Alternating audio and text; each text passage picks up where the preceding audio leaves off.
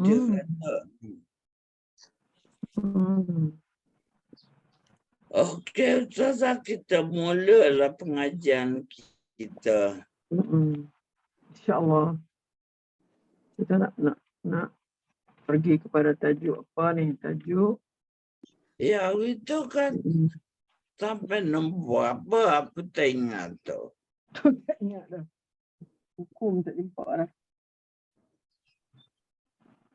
Tak limpak buku dah. Tak, kita ceritalah pasal puasa ke apa. Ya. Saya tengok orang tu kasih macam jadual untuk puasa. Teruk juga jadualnya. Very bad. Memang sebab Kan? kita nak yang Kita nak kembali. Nakkan pahala banyak kan. Macam-macam lah. Semua adalah komplit lah. So sekarang hari tu kita dengar TV kan. B40 tu dia kata murah about 15,000. Yang lain tu 30,000. Ya Allah, macam mana orang nak pergi haji kan? Makin mahal. Makin mahal. Betul. Saya pergi tahun 88 dulu 5,000 je. Duduk muasasa. Sekarang kau telah. Kita cakap, Mam, makin mahal. Yelah, pergi umrah dulu 6,000 je. Bukan apa, kerajaan bagi subsidi sikit ke? Subsidi berapa banyak? Ada berapa? Jelas ada kasih subsidi pada B40 je kan? Bukan pasti. Still mahal lah. Mahal. Tak pada mahal lah tu. 15,000. Lepas tu kita tanya dengan tabung haji tau. Kalau macam kita ni kan duduk Mina nak melontar semua. Berapa dia? Sampai 250,000. Ya Allah. Lepas tu puan punya kemah tu aircon. Tak kisahlah ikut tak ikut tapi 250,000. Macam mahalnya. Tu saya cakap. Ada yang murah. Berapa cakap? 150,000. Pun mahal. Itulah dia. Kita kata ya Allah. Itu untuk orang kayangan. Makanya lah. Patutnya aja di menteri itu dapat masa kan. Kan. Itu untuk jadi menteri. Boleh Menteri Kerjaya. Kita baru dapat projek tau. Ya. Alhamdulillah. Untuk projek baru kat Kedah. Di Kedah juga. Dia nak buat bandar Ustazah. Jadi macam-macam lah. Ada masjid ke universiti tu nak tambah macam golf course ke. Adalah macam-macam perumahan semua. Okey, kita mengaji Ustazah. Situ lebih-lebih. Tajuk puasa lah kot. Ustazah pasal puasa lah kot. Pasal puasa lah tu. Pasal puasa. Kita pergi kepada ni lah. Apa? Kan kita selalu dengar orang cakap. Ada orang cakap, ada mungkin hadis juga kata, kita ni masuk surga adalah dengan rahmat Allah. Ya. Kan kita bisa dengar kan? Ya. Bukan saja amalan saja, tapi yang penting sekali kita masuk surga adalah dengan rahmat Allah.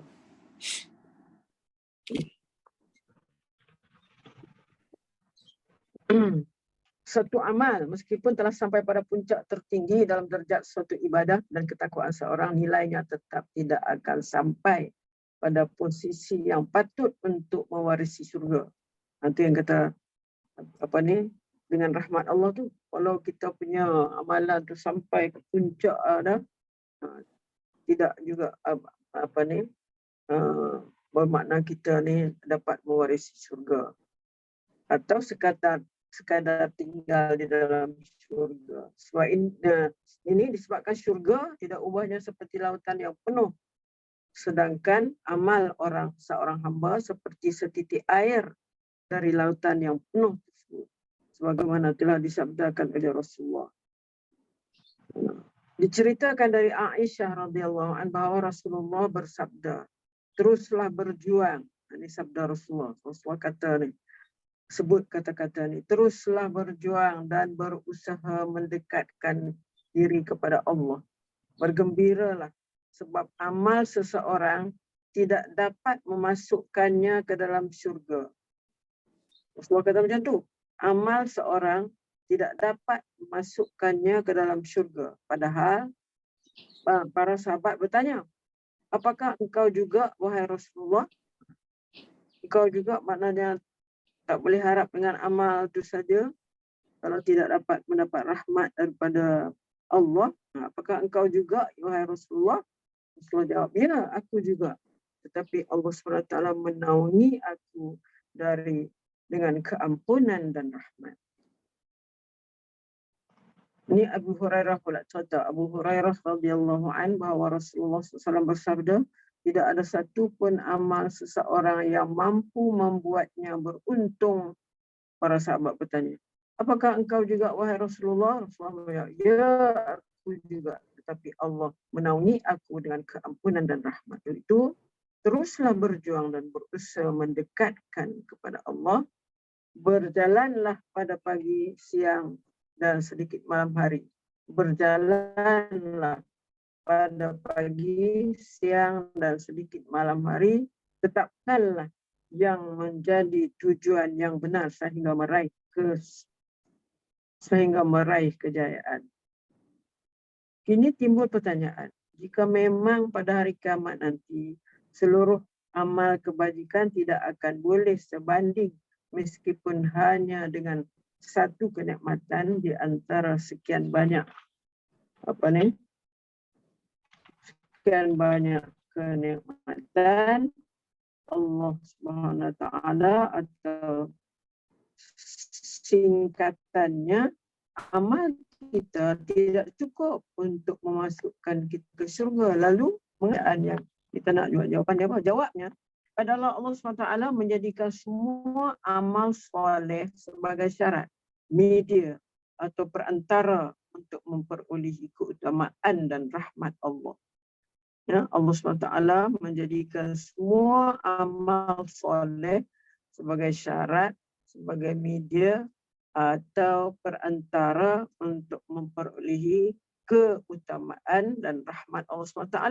Jika kita tidak beramal soleh ketika di dunia, tentu kita tidak akan memperolehi hak untuk masuk golongan orang-orang yang berhak memperolehi keutamaan dan rahmat dari Allah SWT. Oleh itu, agar kita memperolehi keutamaan dan rahmat Allah, kita harus beramal soleh terlebih dulu. Jika tidak, kita tidak akan boleh memperolehi semua kenikmatan di akhirat. Inilah yang dimaksudkan kalimah dalam hadis, amal seseorang tidak dapat masukkannya ke dalam syurga. Maksudnya, seluruh amal kebajikan tersebut jika ditaruh tidak lain hanya berfungsi sebagai syarat untuk meraih rahmat Allah. Seluruh amal kebajikan tersebut jika ditaruh tidak lain hanya berfungsi sebagai syarat untuk meraih rahmat. Nak meraih rahmat, kita kena ada amal soleh. Dengan rahmat dan dengan keutamaannya tersebut, Allah akan memasukkan kita ke syurganya. Okey, Ibnu Battal memadukan hadis di atas dengan ayat berikut. Dan itulah syurga yang diwariskan kepada kamu kerana perbuatan yang telah kamu kerjakan. Maksudnya, terhenti juga kepada perbuatan kita, amalan kita. Nak dapat rahmat tu terhenti juga kepada perbuatan dan amalan kita. Jadi itulah hadis tadi tu yang dikata jangan harap dengan amal saja. Jangan harap dengan amal kita nak masuk syurga, tapi adalah dengan rahmat. Dan di bawah hadis ini untuk memadukan, untuk nak sesuaikan dengan hadis yang disebut tadi, itulah makna syurga diwariskan kepada, ini dalam surah Al-Zukhruf ayat 72. Dan inilah syurga yang diwariskan kepada kamu. Kenapa kamu boleh dapat syurga tu? Kerana perbuatan yang telah kamu kerjakan. Amal soleh lah. Tergantung kepada amal soleh jugalah. Jadi pengertian ayat yang tadi itu adalah kita akan dapat meraih posisi demi posisi yang ada di syurga dengan amal kita. Kerana peringkat-peringkat yang ada di syurga itu berjenjang sesuai dengan jenjang amal, sesuai dengan amalan kita. Sedangkan pengertian hadis tersebut adalah tentang masuknya ke syurga dan keabdian di sana. Jawapan ini berdasarkan kepada firman Allah. Salamun alaikum. Masuklah ke dalam syurga kerana apa yang telah kamu kerjakan. Jadi terhenti juga kepada amal kita. Rahmatlah Allah. Tapi untuk masuk syurga mesti terhenti dengan amalan kita juga. Jadi semakin jelas bahawa ukuran seseorang masuk ke syurga adalah amalannya. Kalimat seperti ini adalah kalimah umum yang sudah diperjelaskan oleh hadis Rasulullah. Masuklah kamu menuju posisi-posisi yang ada di syurga dengan istana dan apapun yang kamu ketahui. Yang dimaksudkan dengan kata masuk tu ialah di sini tidak. Di sini tidak asal masuk, boleh jadi hadis tersebut menjadi penjelas dari ayat sehingga akan mengandungi pengertian masuklah kamu ke syurga dengan pengetahuanmu kamu. Sebab pembahagian posisi di syurga adalah kerana rahmatnya. Jadi posisi yang kita akan dapat dalam syurga itu adalah kerana dengan rahmat Allah juga. Asal mula masuknya seseorang ke syurga adalah semata-mata kerana rahmat Allah Subhanahu Wa Taala. Hal itulah yang mengilhami orang-orang untuk banyak beramal agar boleh memperoleh rahmat tersebut. Sehingga perjalanan kehambaannya sentiasa dipenuhi oleh rahmat dan keutamaan Allah Subhanahu Wa Taala. Telah berkenan menciptakan mereka, memberi rezeki serta mengajarnya, bahkan semenjak di dunia pun Allah SWT telah memperlakukan kita dengan rahmat dan keutamaannya. Jika Allah berkenan memperlakukan kita dengan kemahaadilannya, nescaya seluruh yang ada di muka bumi ini akan hancur kerana dosa-dosa kita. Mana kalau tidak dengan dengan rahmat Allah. Sebab rahmat Allah lah, mana apa dosa kita buat, mana dia tidak terus menjatuhkan hukum. Dan sekiranya Allah menghukum manusia disebabkan apa yang telah mereka perluas, saya dia tidak akan menyeksakan satu pun makhluk bergerak yang bernyawa di bumi ini. Cara pemikiran apa yang dimaksudkan dengan firman Allah tadi itu. Adapun orang-orang yang berbahagia, maka tempatnya dalam syurga, maka kekal di dalamnya selama ada langit dan bumi. Kecuali jika Tuhanmu menghendaki yang lain sebagai kurnia yang tidak ada putus-putusnya dalam surah Hud ayat 108.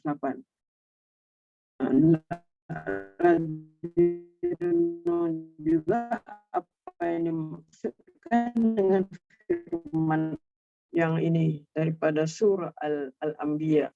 Ingatlah peluang lembaran-lembaran kertas sebagaimana kami telah memulai penciptaan pertama.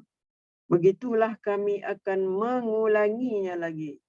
Suatu janji yang pasti kami tepati. Sesungguhnya kami yang melaksanakannya. Ini dalam surah Anbiya ayat 104. Padahal bumi seluruhnya dalam dalam genggaman Allah pada hari kiamat, dan langit digolong dengan tangan kanannya. Ini disebut dalam surah Az-Zumar.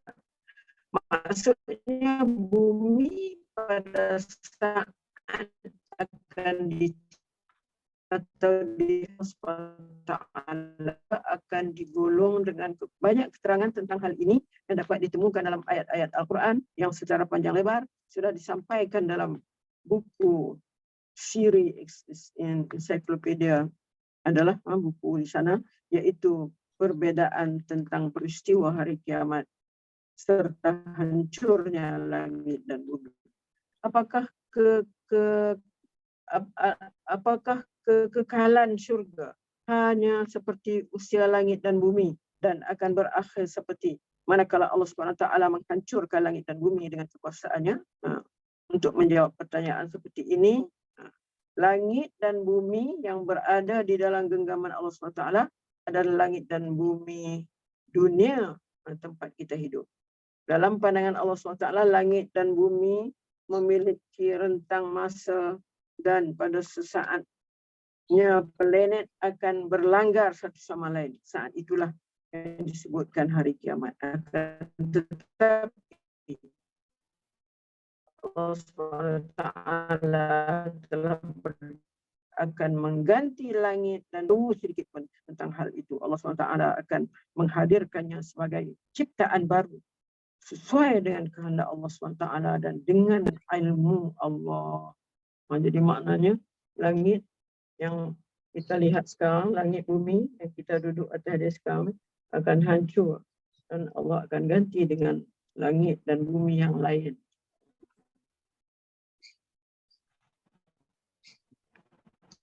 Allah berfirman lagi, pada hari itu ketika bumi langit yang manusia berkumpul di padang mahsyar menghadap Allah yang Maha Esa lagi Maha Perkasa.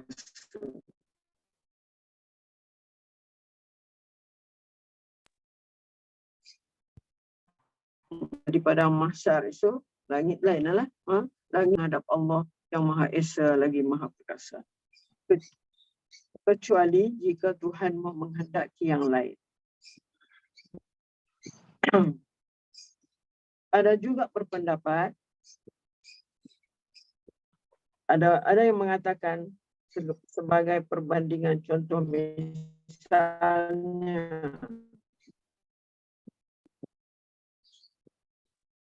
Adam berkata, engkau di rumahku. Artinya sama dengan selain yang engkau mau, tetapi engkau tidak mau menambah lebih dari 1 tahun. Ada juga yang mengatakan bahawa kalimah kecuali, istisna itu, pengecualian itu pada ayat tersebut sebagai makluman kekekalan ahli syurga adalah kehendak Allah. Mereka akan keluar dari konteks kehendak Allah sebagaimana tidak menafikan kehendak Allah, baik dari sisi kemahuan maupun kepastian abadi.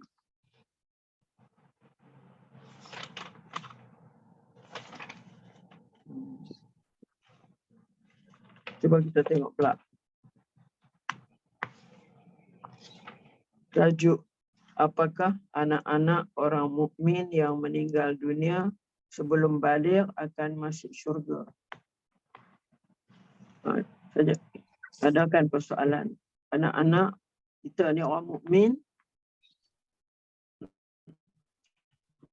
meninggal waktu kecil, meninggal sebelum baligh akan masuk syurga. Kanak-kanak termasuk di antara keutamaan, kemuliaan dan rahmat dari Allah juga terhadap orang-orang mukmin pada hari kiamat adalah Allah berkenan memasukkan keturunan mereka yang meninggal sebelum usia baligh ke syurga meskipun belum berbuat apa-apa pun yang membuatnya masuk syurga. Sebab dia masa tu dia belum baligh, dia masih kanak-kanak.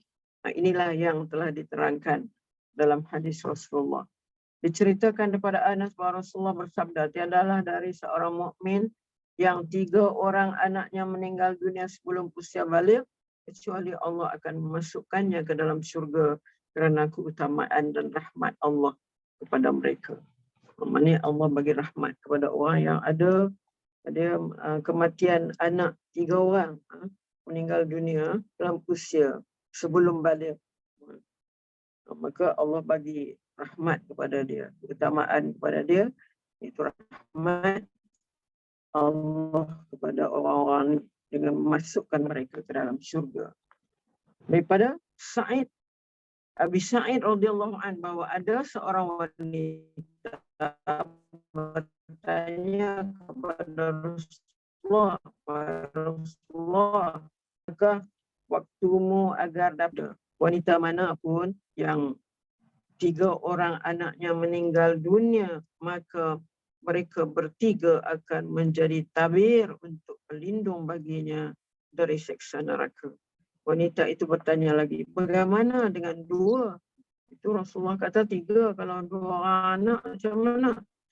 Rasulullah menjawab, ya 2 juga. Allah SWT berfirman, dan orang-orang yang beriman berserta anak cucu mereka yang mengikuti mereka dalam keimanan. Syarat dia, syarat mengikut dalam beriman. Kalau anak cucu pun kalau tidak sempurna iman, makna tidak ikut dalam keadaan mereka dalam keadaan iman, kami pertemukan mereka dengan anak cucu mereka di dalam syurga. Maknanya dia akan ditemukan mereka dengan anak cucu mereka yang beriman itu dipertemukan di dalam syurga, dan kami tidak mengurangi sedikit pun padahal amal mereka. Setiap orang terikat dengan apa yang dikerjakannya. Jadi hal ini sebabkan anak-anak kaum muslimin di syurga tidak pernah berbuat dosa sebab mereka meninggal sebelum baligh. Sebab itu. Jadi diceritakan daripada Abu Hurairah bahawa Rasulullah SAW bersabda, yang 3 orang anaknya sebelum usia baligh, maka mereka bertiga akan menjadi atau berawi agar ragu ia tidak akan dimasukkan ke dalam syurga. Barra berkata, setelah Ibrahim wafat, Ibrahim ni anak-anak Rasulullah yang dilahirkan oleh Maria Al-Qibtiyah, ya. Ibrahim meninggal pada waktu kecil, anak Rasulullah. Rasulullah bersabda, sesungguhnya Ibrahim mempunyai tempat satu di syurga. Ada tempat dia di syurga. Sesungguhnya anak yang menjadi sebab menghalang api neraka bagi kedua orang tuanya adalah lebih baik. Dialah anak yang menjadi sebab menghalangnya kerana hal itu merupakan asal dan penyebab datangnya. Terdapat keterangan yang sangat jelas tentang anak-anak orang yang mukmin yang dapat memasukkan kedua orang tuanya ke syurga. Antara lain, sebuah hadis menyebutkan sesungguhnya orang-orang Islam beserta anak-anak mereka akan masuk syurga. Abu Hurairah meriwayatkan bahawa Rasulullah SAW bersabda, anak-anak kecil orang Islam yang meninggal sebelum baligh akan menjadi pelayan-pelayan syurga yang akan menemui bapanya atau kedua orang tuanya. Ia pun memegang pakaian bapanya dengan tangannya seperti dan ia tidak melepaskannya. Mana dia seolah pegang pakaian mak dia, bapak dia, makna tarik masuklah, dan tidak melepaskannya lagi sehingga Allah SWT memasukkannya bersama orang tuanya ke syurga. Itu maksud yang ibu apa kafir itu tak ada raya. Tapi tak ada lah kan. Kafir tu tak ada lah. Tapi yang anak-anak dia masuk syurga. Anak-anak dia masuk syurga sebab dia belum baligh kan, dia tak ada mukallaf, tak ada diberatkan dengan apa-apa hukum lagi. Dia bersih lah, tak ada lah, dia tidak dikira dia melakukan dosa lah kan. Tadi Ustaz kata diorang tu jadi macam pelayan apa. Mana dia umur dia tu berapa? Umur masa dia meninggal ke? Dia kalau di syurga besok umur sama ya. Umur dalam 33 tahun. Kalau tua pun dia akan jadi 33 tahun. Kalau muda pun dia akan jadi, sebab umur orang dalam syurga ialah 33 tahun.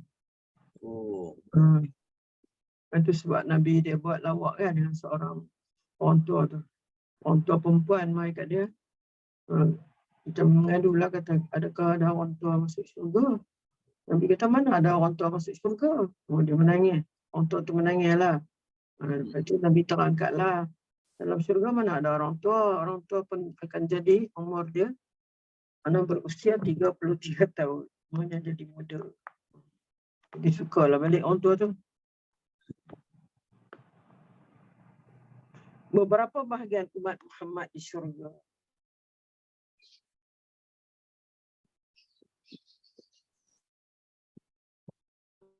Muhammad ni sebab ada Allah janjikan ada orang yang masuk syurga, ada Allah janjikan untuk seorang itu masuk syurga. Siapa saja yang memperoleh janji itu Allah masukkan dia dalam syurga. Ada dalam ayat Al-Quran yang menyampaikan berita gembira kepada para hamba-Nya untuk masuk syurga. Jadi siapa sebenarnya orang yang memperolehi kabar gembira itu untuk masuk syurga itu? Pertama ialah orang-orang yang beriman dan berbuat baik. Orang-orang yang beriman dan berbuat baik. Ini ada Allah sebutkan dalam ayat surah Baqarah ayat 25. Wabasyiril ladzina amanu wa amilus solihat. Sampaikanlah berita gembira kepada orang beriman dan berbuat baik. Berita gembira kepada orang beriman dan orang-orang berkebaikan bahawa untuk mereka disediakan syurga-syurga. Disediakan syurga-syurga yang mengalir di bawahnya sungai-sungai. Tajri min tahtihal anhar. Setiap kali mereka diberi rezeki buah-buahan dari syurga, mereka berkata, inilah rezeki yang diberikan kepada kami dulu. Mereka telah diberi buah-buahan yang serupa dan di sana mereka memperoleh pasangan-pasangan yang suci. Maknanya di dalam syurga nanti mereka akan mendapat pasangan-pasangan yang suci, mereka kekal di dalamnya. Sebenarnya Al-Quran memberi petunjuk dan jalan yang paling lurus dan memberi kabar gembira kepada orang mukmin yang mengerjakan amal soleh bahawa mereka akan mendapat pahala yang besar. Selalu kita dengar dalam Quran sebut orang yang beriman beramal soleh. Kita ada satu tafsiran apa dia amal soleh tu. Amal soleh ialah antaranya amalan-amalan yang baiklah. Tapi ada juga ulama mentafsirkan amal soleh tu ialah sembahyang-sembahyang sunat yang kita buat. Sembahyang-sembahyang sunat, kita bersedekah, kita berinfak, itu amal-amal soleh.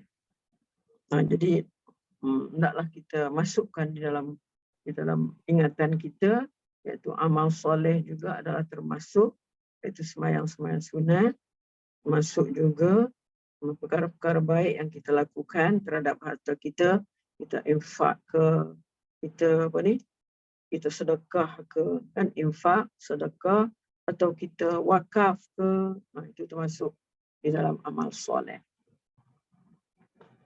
Begitu juga Allah janjikan kepada orang-orang yang hijrah dan berjuang di jalan Allah.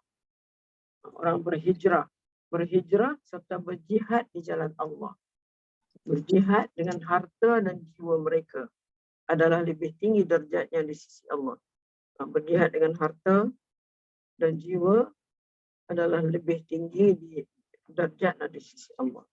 Kita kata kalau jihad dalam zaman Nabi dulu iaitu untuk memperjuangkan agama, itu masuklah berperang dengan jiwa dan juga dengan harta. Macam ada setengah-setengah sahabat dia ada harta, mana dia infakkan harta dia. Ada yang menginfakkan seluruh harta. Dan siapa? Sayyidina Abu Bakar. Seluruh harta dia diinfakkan untuk jalan Allah. Itu lebih baiklah.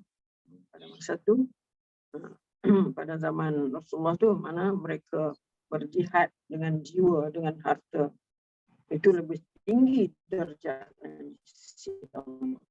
Mereka itulah orang-orang yang memperolehi kemenangan. Tuhan menggembirakan mereka dengan memberi rahmat. Ini juga mereka akan mendapat rahmat, keredaan dan syurga. Mereka memperolehi kesenangan yang bakal kekal di dalamnya. Mereka kekal di dalamnya selama-lamanya. Sesungguhnya di sisi Allah terdapat pahala yang besar. Lagi siapa? Siapa yang Allah janjikan untuk mendapat syurga ni? Orang-orang yang bertaubat dan menjauhkan diri dari menyembah syaitan. Orang tu bertaubat, taubat mana? Itu kalau orang tu dia melakukan kesalahan, tak kiralah kesalahan yang besar atau kecil, dosa besar atau kecil, dia bertaubat. Jangan tidak bertaubat, cepat-cepat bertaubat. Orang Islam yang beriman terhadap ayat-ayat Allah, juga orang ini dijanjikan beriman terhadap ayat-ayat Allah. Jadi kebanyakan macam kita ni sekarang ni tidak beriman kepada ayat-ayat Allah sebab kita masih melakukan katalah ayat-ayat Allah yang Allah sebut di dalam Al-Quran. Kita jangan mengamalkan apa? Mengamalkan riba, supaya kita jangan mengamalkan sebagai seorang yang meninggalkan Al-Quran, menjadikan Al-Quran kita tinggal begitu saja, kita tak baca dia, kita tak tadabbur dia. Macam sekarang ni lebih-lebih lagi lah yang kita sangat-sangat dituntut.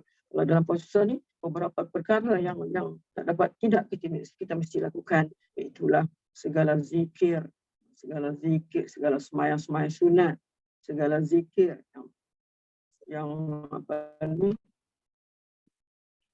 Lepas Siti kata tadi kan, ada apa ni? Ada jadual kan yang kita buat dalam bulan Ramadan. Itulah maknanya itulah ada apa ni, daripada pagi, daripada lepas subuh apa kita patut buat. Sebelum subuh tadi tu, sebelum masuk waktu subuh tu, malam tu, apa-apa ibadat yang patut kita buat untuk kita meraih pahala yang menyebabkan kita Allah masukkan ke dalam syurga. Di antaranya itulah mana kita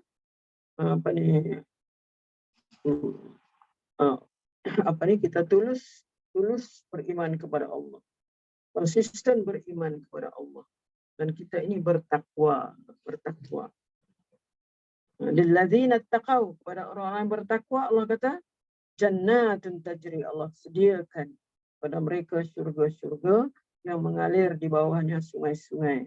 Mereka kekal di dalamnya dan mereka diberikan pasangan-pasangan dan mereka mendapat redha Allah, dan Allah maha melihat hamba-hambanya.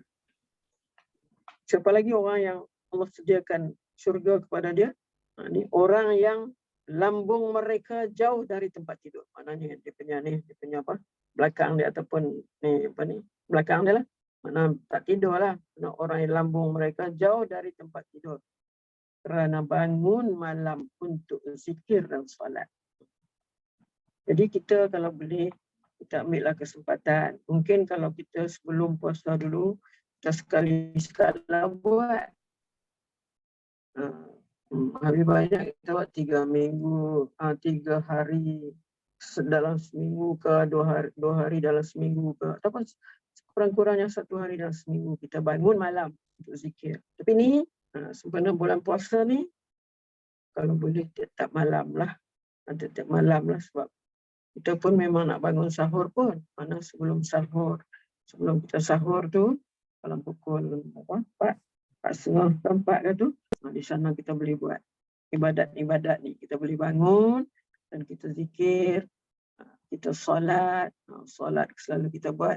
Kalau kita bangun tu solat apa? Tahajud, solat taubat dan solat hajat.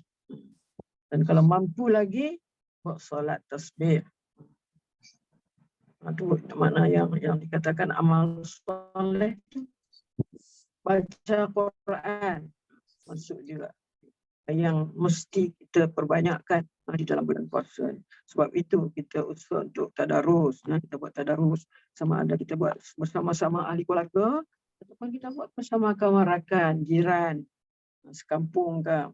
Seperti banyak yang dilakukan. Macam kampung kita orang ni, kita dah mulalah tadarus, ajak kawan-kawan, kumpulkan, kita sama-sama doa, sama-sama baca dalam tadarus, baca Al-Quran. Kita di sana kita dapat mengeratkan silaturahim, kasih sayang sama-sama kita. Dalam kita kadang-kadang kita tengok kawan-kawan kita, dia datang sebab apa dia kata dia datang sebab apa? Nak jumpa kawan-kawan lah, nak jumpa kawan-kawan katanya. Baguslah tu, mana nak bersilaturahim. Kan kita lagilah COVID baru ni, berapa tahun kita tak jumpa kawan kita. 4 tahun lah dekat kalau ni. 3 tahun, COVID betul-betul tu 3 tahun lepas tu, masuk lagi berapa bulan ni tak jumpa dia kawan, ni baru jumpa. Baguslah tu, mana kita nak menghubungkan silaturahim melalui ibadah-ibadah yang kita lakukan di dalam bulan Ramadan. Lagi yang paling penting dalam bulan Ramadan ni, kita tak naklah cakap banyak kan. Kita tak nak berbawang, kita tak nak cakap banyak-banyak, kita tak nak bersama-sama dengan orang yang suka cakap yang kosong kan. Cakap kosong, kita tak naklah. Kalau boleh kita elakkan, kalau boleh kita nasihatkan. Tak apalah bulan puasa ni, kita harus jagalah kata mulut kita ni.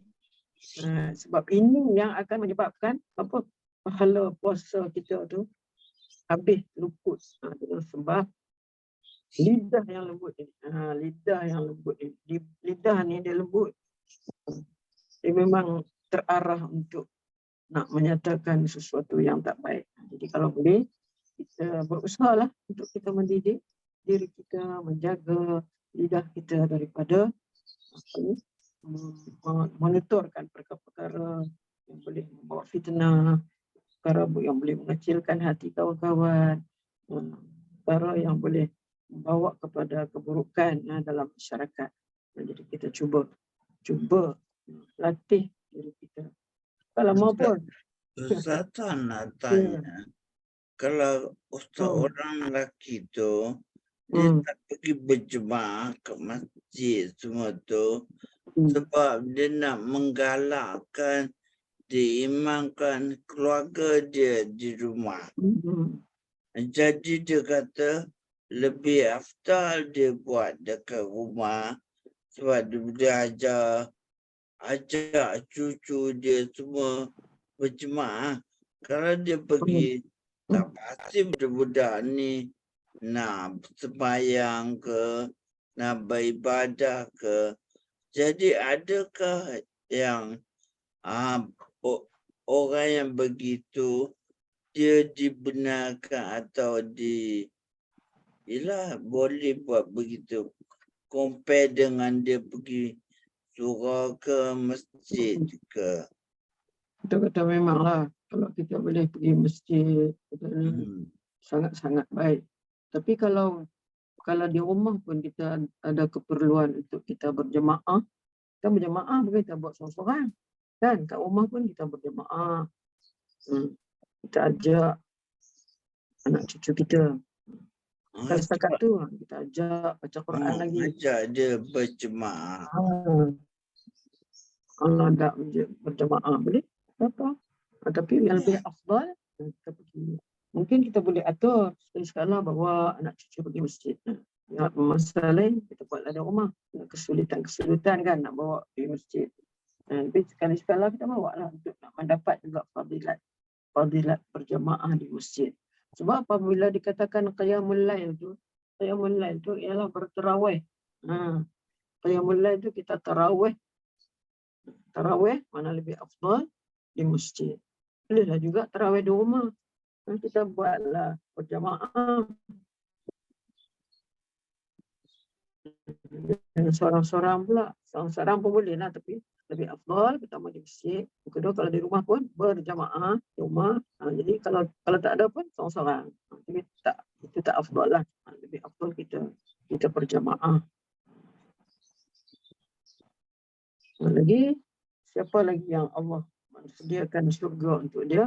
Itu orang-orang yang menjaga solat dia. Solat menjaga lebih lagi solat 5 waktu lah. Dan di samping itu solat-solat iringan tu, solat-solat sunat rawatib tu. Dan yang meninggalkan aktiviti yang sia-sia. Aktiviti yang sia-sia. Aktiviti tapi sia-sia, tidak memberi faedah. Tak payahlah, tinggalkan saja. Menjaga kemaluan. Ini sebab ada disebut dalam Al-Quran. Menunaikan zakat dan menjaga amanah. Ini Allah sebut di dalam surah Al-Mu'minun. Surah Mu'minun ayat pertama sampai ayat 24. Kalau kita lihat dalam surah Mu'minun, surah orang-orang beriman, surah Al-Mu'minun ayat 1 sampai 24.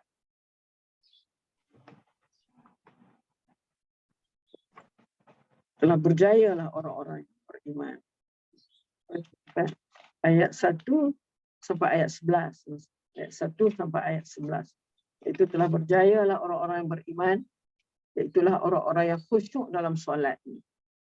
Dan orang yang menjauhkan diri dari perbuatan dan perkataan yang tidak berguna. Ini perkataan sia-sia lah.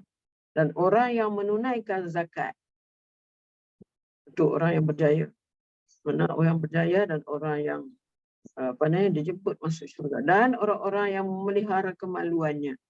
Kecuali terhadap isteri-isteri mereka atau hamba sahaya yang mereka miliki. Maka sesungguhnya mereka tidak tercela. Tetapi siapa mencari yang di balik itu, iaitu mencari yang sebaliknya, itu seperti dia berzinakan dan sebagainya, maka mereka itulah orang-orang yang melampaui batas. Dan sesungguhnya beruntung orang-orang yang memelihara amanah-amanah dan janjinya, serta orang yang memelihara solatnya, mereka itulah orang yang akan mewarisi, iaitu mewarisi apa? Syurga Firdaus. Kan calang-calang syurga Firdaus. Mereka kekal di dalam. Kekal, mana tak keluar-keluar. Mana tak nak keluar. Itu juga, siapa yang Allah akan jemputkan lagi masuk ke syurga, itu kekasih Allah. Siapa kekasih Allah? Itulah orang-orang yang bertakwa. Mereka ialah orang-orang yang beriman dan sentiasa bertakwa. Bagi mereka, kabar gembira di dalam kehidupan di dunia dan di akhirat. Tak ada perubahan bagi janji Allah. Demikian itulah kemenangan orang-orang yang agung. Selain daripada itu, ialah orang yang beriman dengan hari akhirat. Orang yang beriman dengan hari akhirat. Apa maksud beriman dengan hari akhirat? Iaitu beriman dengan akan adanya hari pembalasan. Hari akhirat tu. Ada orang tak percaya. Adakah hari pembalasan? Ada orang tak percaya. Sebab tu dalam hadis Rasulullah tekankan, man kana yu'minu billahi wal yaumil akhir. Siapa yang beriman dengan Allah dan hari akhirat, ditekankan. Dia tak sebut kata siapa beriman Allah dan Rasulnya, apa dia? Siapa yang beriman dengan Allah dan hari akhirat. Man kana yu'minu billahi wal yaumil akhir falyukrim jarahu. Hormatilah jiran dia. Man kana yu'minu billahi wal yaumil akhir, siapa yang beriman dengan Allah dan hari akhirat, hendaklah dia kata yang baik. Falyaqul khairan, cakap yang baik. Atau kalau tak boleh buat keluar cakap yang baik, diam saja. Falyaqul khairan aw liyasmut. Dia nak cakap.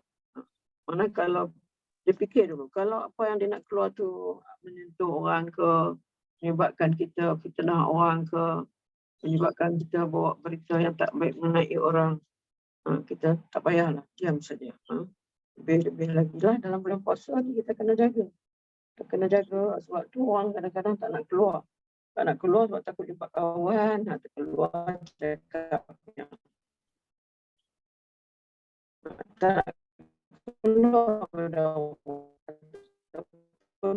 keluar pun untuk tujuan-tujuan yang nanti akan menyebabkan puasa kita jadi rosak.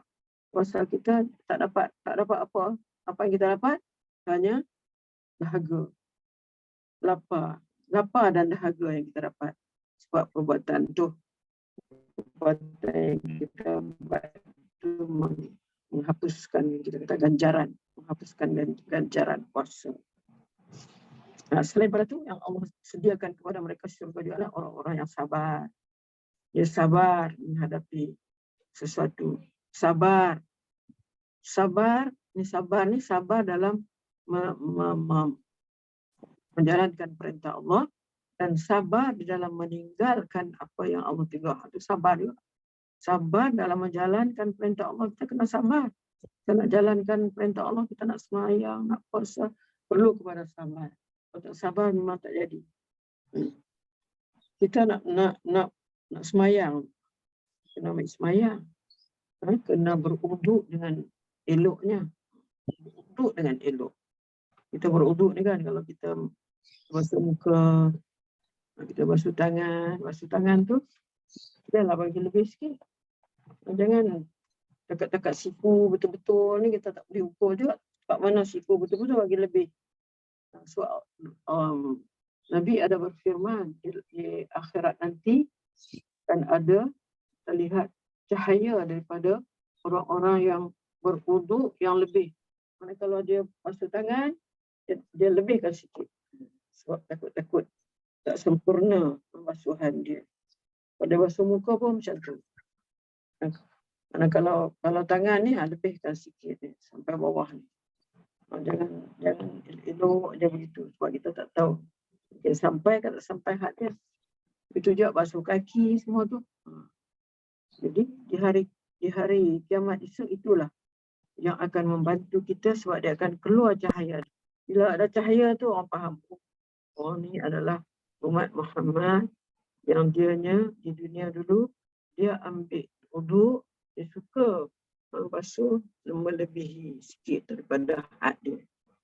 Sebab tidak ada kaedah dalam fiqh kata, ilmu fiqh kata, tidak sempurna wajib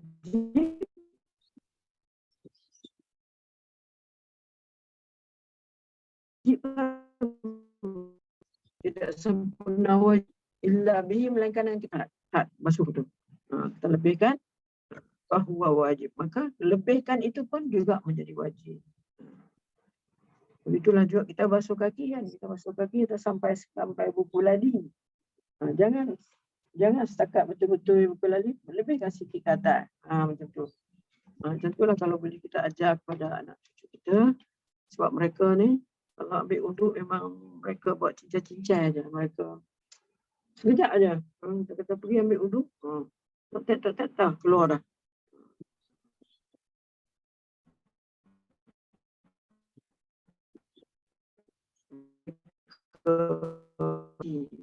Bila sebab On trouble. takut atau tidak. Saya selalu ingatkan tu, supaya kita selalu perhatikan. Selalu budak-budak Betul lah. Masya Allah. Jadi memang mereka ambil ringan lah. Cubalah tengok betul-betul. Saya tengok cucu saya aja. Masa saya suruh dia buat betul. Lepas tu tak tengok. Jadi celuk keluar beli air. Sekejap ya. Dia buka, kadang-kadang dia buka pipe dia buka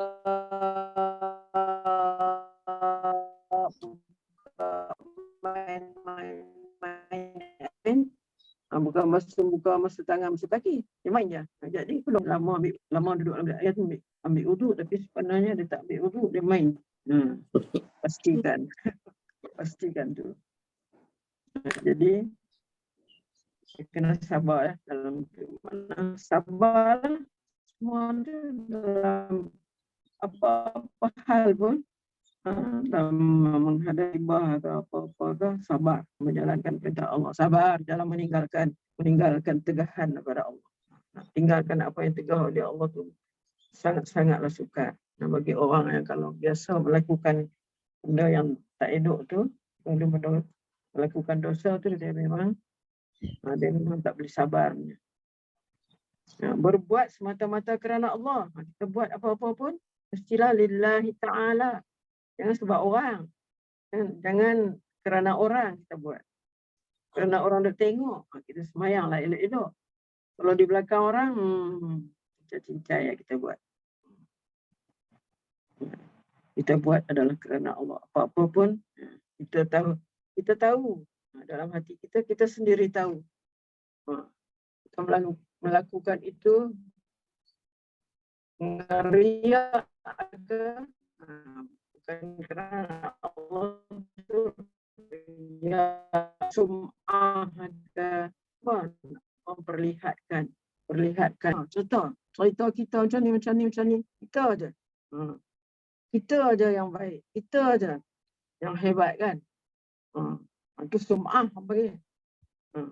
Sum'ah, ujub lah apa itu semua yang akan boleh membawa kepada cederanya puasa kita, juga yang boleh membawa kepada cederanya amalan-amalan yang kita buat.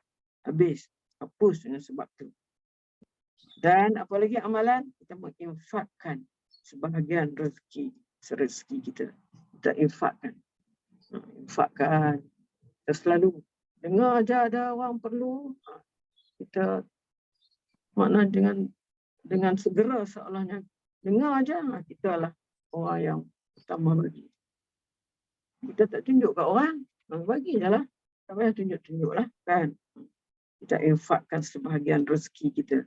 Infaklah kan dengan atas nama apa? Atas nama sedekah ke, atas nama wakaf ke, atas nama infak ke, itu semua. Rezeki kita tu kita infakkan. Apa Siti, ni dia dapat lah yang lain, dia dapat banyak ni kan. Di mana? Ya, Masya Allah dia. Allah, Adalah sikit-sikit. besar-besar tu yang dibuat. Tolong buat untuk mak bapak dia juga.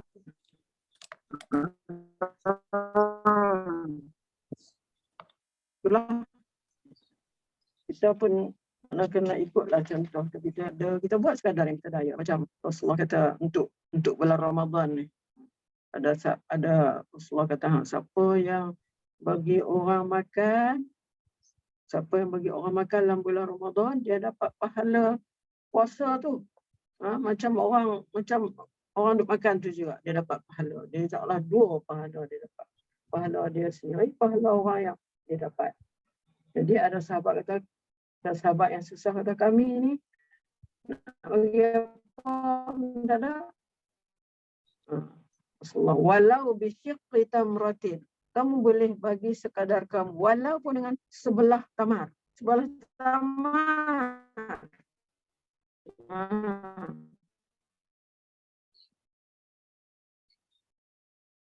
Ada maknanya, adanya di sisi Allah.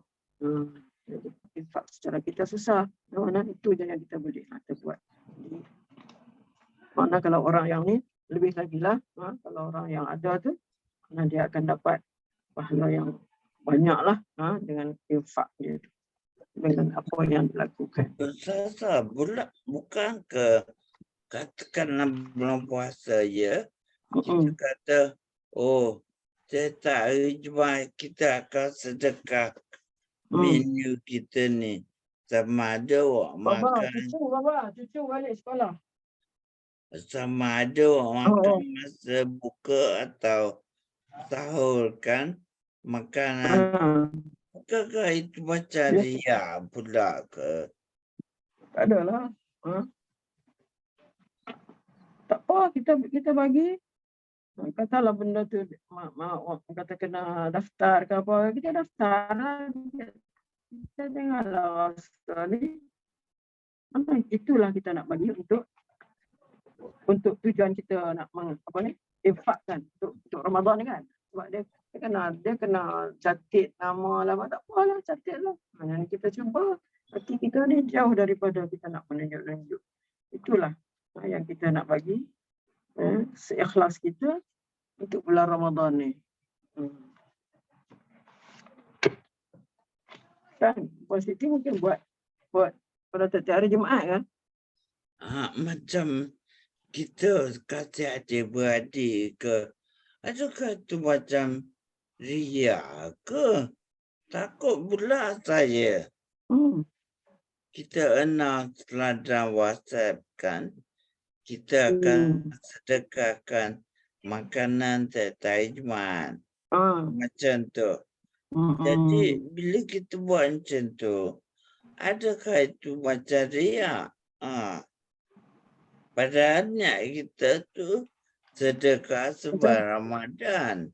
Dah niat kita, dia terhenti pada niat kita kan. Kita sendiri tahu hati kita buat tu. Bik. Bapa tak ambil paspor lah. Tidaklah, sebab itu terhenti pada diri kita kan. Buat kita, niat kita tu. Kalau niat kita ikhlas, tak ada apa. Tak ada apa. Tak nama riak.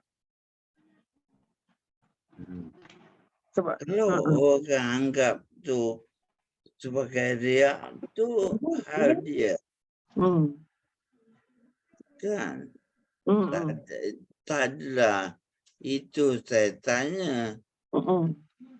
Dia cakap macam No. Ya. macam riak pula katanya.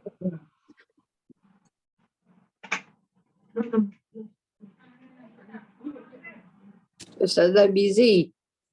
Iyalah. Lah kalau Puan Siti tak nak ni, pakai je lah bubuh nama hamba Allah. Iyalah, tak ada. Kita emak adik-beradik pun ada juga yang kata, oh dia buat tu dah tunjukkan dia tu macam riak lah. Macam tu. Itu kata dia orang, kita dah niat ikhlas dah dengan Allah. Maknanya yang apa dia orang cakap tu, itu hal dia lah kan. Dia lah. Ya. Kita abaikan lah tu dia orang nak kata. Mereka boleh kata. Tapi kalau kita... Orang memang tak betul. Buat baik pun dia kata, tak buat pun dia kata. Dan kita ni, kita sentiasa lah berdoa kepada Allah. Kan ada doa kita. Jauhkan kita daripada riya, jauhkan kita daripada sum'ah, jauhkan kita daripada daripada mereka yang bukan-bukan. Itu kita selalu minta doa kepada Allah. Jauh daripada riya, jauh daripada nifak. Jauh daripada nifak, jauh daripada riya, kan ada beberapa perkara yang ada doa tu. Jadi kita selalu minta tu. Kita nak buat apa-apa, ya Allah, jauhkanlah aku daripada riya, ya Allah. Jauhkanlah aku daripada nunjuk-nunjuk, ya Allah. Minta selalu doa. Saya kan, saya beri cadangan tau. Macam satu keluarga tu, dia macam walaupun dia adik-beradik, tapi macam dia tidak berdamai lah dengan salah seorang tu kan. Jadi saya cadangkan, why not kita macam nak bantu yang bermasalah tu supaya ego dia tinggi. Kita kata yang tu pun pergi jumpa dia, minta maaf dengan dia. Mungkin tersentuh hati dia kan. Abang dia boleh datang semua minta maaf. Padahal memang dia salah dah. Obvious dia salah. Tapi kita niatkan tu sebagai kita bantu dia tu. Apa yang kita buat, kita minta maaf kata-kata. Itu lebih mulia dari orang yang kita bagi maaf tu. Jadi tak rugi buat benda macam tu. Dia timalah cadangan saya. Daripada ada hati dah 10 tahun dia tu. Dia tak berdamai tau. Ya Allah. Saya cakap macam tu. Oh, mana raya ni kita pergi jumpa dia, kita minta maaf semua katanya. Jadi mana cadangan saya tu diterima. Yalah, baguslah tu. Kita mendamaikan. Mendamaikan antara dua yang bermusuhan kan. Imagine after 10 years bersengketa kan. Kita pun cakap bersangka buruk. Bukan bersangka buruk. Kita katalah dia patutnya dia tak buat benda macam ni. Memang dia tak betul pun. Tapi ini tu cakap pada kita kata dia warna, you pergi jumpa dia, you minta maaf. Mungkin dengan cara tu dia rasa yang tua boleh datang minta maaf. Kenapa dia pula tak boleh?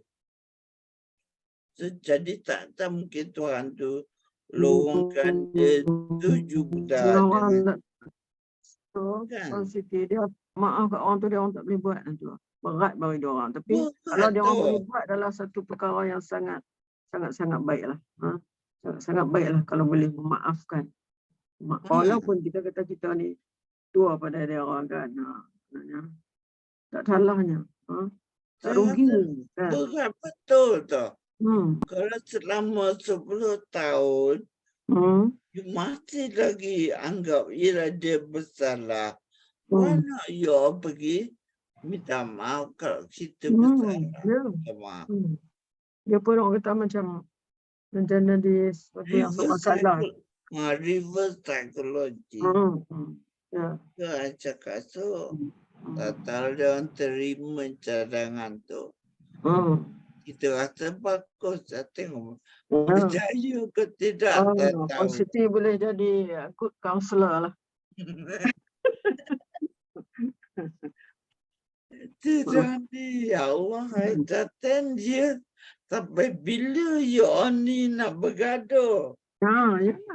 Kan? Mati ingat, you tenang ke? Saya cakap dengan dia. I think I'll do the same thing juga dengan adik yang ada problem macam dia inferior complex kan, dia rasa rendah diri. I think I should minta maaf ke dia tau. Itu I fikirlah dengan adik I. Ya. Kadang manusia ni Mana dia sampai bila dia macam aku ni miskin, dia kaya. Jadi kita yang kaya pula tu okeylah, kita minta maaf lah kat dia. Merendah diri. Ya, tidak ada salah. Yelah, kita pun ada ego kan, tapi bila fikirkan sampai bila tu dia tu macam tu, kita rasa kita tak bersalah. Dia tak akan selesai. Betul lah Fatimah, benda-benda macam ni. Yalah, salah seorang kena merendah diri. Dia nak merendah diri itulah yang dia orang ni ego. Itu yang cakap pada Aisyah anak saya kan. Tak apa kalau you macam ego turunkan. You jangan fikir malu lah. Apalah orang kata. Dia kata yang tu dia susah sangat nak buat tau. Dia kata tak apalah. I buat dia dulu. Mana tahu dia tengok nanti. Dia buat pula. InsyaAllah. I think sebab ego dia selfish. Saya cerita kat you. Dia sewa satu kondo tau. Itu dia dah nucur tu orang cakap. Betul. Tanpa izin suami. Dia kata, matakanlah aspek pergi ke dia balik. Apa keluarga dia cakap itu tak kisahlah. Pokoknya, you tak nucus, you tak egois. You fikirkan anak you. Itu yang utama kita kena fikir. Tak tahulah. Masih tak selesai lagi ni. Masih lagi ya? Doa je lah. Air tu tinggal sebotol je lagi tu. Masak nasi baik semua orang makan semua. Semua jadi baiklah. Rasa berguna tau. Yang baiknya mungkin hati I pun tersentuh. Ada main air pun dia masih macam boleh bekerja sama. Mungkin sebab dia air itu tau. Kata you masak nasi guna air ni. InsyaAllah pelan-pelan dan doa. Itulah rasa ada juga kesannya. Mungkin tidak dengan Syah, tapi dengan orang lain pun ada kesan. Itu yang perasaan tau. Perasaan kesannya dekat air juga. Tak terfikir kenapa lah orang buat ilhamnya. Dia tak betul lah apa. Tapi sampai bila ya? Tu semua nak fikir. Why not? You pergi je tu. Actually yang berlaku tu dengan keluarga suami. Yang seorang tu hardcore. Jadi kalau you berhardcore, mata berdamai. Cuba raya ni you pergi jumpa dia. Minta maaf. Yelah gunakan awal tu kan raya tu. Kalau hari biasa rasa macam pelik ke. Ambil kesempatan orang doa lah, doa raya ni dia boleh jumpa, maafkan. Tengoklah nanti berjaya ke tidak. Saya bagi tahu dengan Ustazah. Lama diorang bersengkita tau. Ya. Ada setahun, ada 2 tahun. 10 tahun. 10 tahun. Allah. Lama. In fact kan macam arwah mak tua dia cuba nak baikkan anak. Sampai dia meninggal dia tak berjaya. Dia tak berjaya nak menyatukan balik anak-anak dia. I pun tak tahu sama ada I akan berjaya ke tidak. InsyaAllah. Bila I cakap semalam, macam adik dia yang 3 tu agree. Nak minta tak agree pun bukannya mudah tau. Sebab dia kira yang tua tau. Takkan anak jumpa dengan adik I katanya. Dia cakap tu. Tapi lama-lama mungkin kot. Tak tahulah. Okey terus kau Ustazah. Kita pula. Tak apa. Saya nak minta nanti awal sikit. Ambil cucu sekolah dah. Cucu start sekolah. Boleh. Tak apa kita start awal. Tak apa. Ustazah boleh tamatkan. Tamatkan lah kan. Sebab ni dia pukul 4 dia keluar. Keluar sekolah. Okey. Tak tahu you nak ambil tahu nak. Auzubillahi minasyaitonirrajim. Bismillahirrahmanirrahim. Alhamdulillahirabbil alamin. Wassalatu wassalamu ala asyrafil anbiya wal mursalin wa ala alihi wa sahbihi ajma'in. Allahumma inna nastaudi'uka ma 'allamtana farduhu ilaina 'inda hajatina ilaik wa la tunsinahu ya rabbal alamin. اللهم أصلح لنا ديننا الذي هو عصمة أمرنا وأصلح لنا دنيانا التي فيها معاشنا وأصلح لنا آخرتنا التي فيها معادنا واجعل الحياة زيادة لنا في كل خير واجعل الموت راحة لنا من كل شر. Ya Allah, perbaikilah bagi kami agama kami yang menjadi pegangan bagi urusan kami. Perbaikilah bagi kami dunia kami yang padanya tempat hidup kami. Perbaikilah juga akhirat kami yang padanya tempat kembalinya kami. Ya Allah, jadikanlah kehidupan ini sebagai penambah setiap kebaikan kepada kami. Serta jadikanlah kematian sebagai kerehatan bagi kami daripada segala kejahatan. Allahumma inna nas'aluka khairal mas'alah wa khairal du'a wa khairal nijah wa khairal amal wa khairal sawab wa khairal haya wa khairal mamat. Asabbitna wa saqil mawazinana وحقق إيماننا وارفع درجاتنا وتقبل صلاتنا واغفر خطيئاتنا ونسألك الدرجات العالى من الجنة. Ya Allah, sesungguhnya kami memohon kepadamu sebaik-baik permohonan. Mohon kepadamu ya Allah sebaik-baik doa. Mohon kepadamu ya Allah sebaik-baik kejayaan, sebaik-baik amalan, sebaik-baik pahala, sebaik-baik kehidupan dan sebaik-baik kematian. Tetapkanlah kami serta beratkan timbangan amal kami, kebaikan kami, pastikan keiman kami, angkatkan derajat kami, terimalah solat kami serta ampunilah kesalahan kami, dan kami memohon kepadamu derajat yang tertinggi, iaitu syurga Firdaus.